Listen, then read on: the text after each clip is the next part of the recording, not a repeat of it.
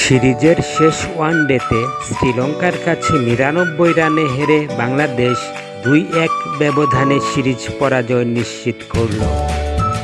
এই নিয়ে গত ৯ ওয়ানডের ৮টিতেই হারল বাংলাদেশ। টসে জিতে প্রথমে ব্যাট করতে নেমে শ্রীলঙ্কা নির্ধারিত ৫০ ওভারে করে ৭ উইকেটে ২৮৫ রান।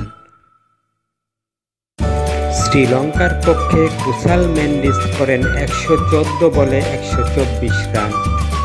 তিনি ম্যান অফ দ্য ম্যাচ এবং ম্যান অফ দ্য সিরিজ হন। এই সিরিজে মোট ২২৫ রান করেন মেন্ডিস।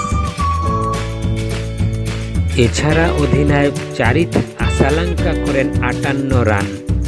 প্রথম ওয়ানডেতে ম্যাচ জেতানো সেঞ্চুরি করা আসালাঙ্কার মোট রান এই সিরিজে ১৭০।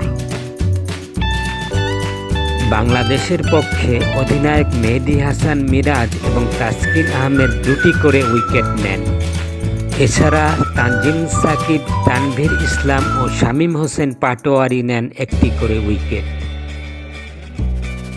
২৮৬ রানের টার্গেটে ব্যাট করতে নেমে বাংলাদেশ ৩৯ ওভার ৪ বলে অল আউট হয় ১৮৬ রানে। দলের পক্ষে সর্বোচ্চ ৫১ রান করেন তাওহিদ হৃদয়।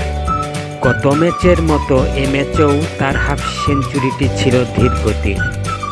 তিনি ৭৮ বলে ৫১ রান করেন। এছাড়া অধিনায়ক মেহেদী মিরাজ ২৮, পারভেজ ইমন ২৮ এবং জাকির আলী করেন ২৭ রান। শ্রীলঙ্কার পক্ষে আসিতা ফার্নান্দো এবং দুষ্মান্থা চামিরা নেন ৩টি করে উইকেট। এছাড়া হাসারাঙ্গা এবং ঐল্লালাগে নেন ২টি করে উইকেট।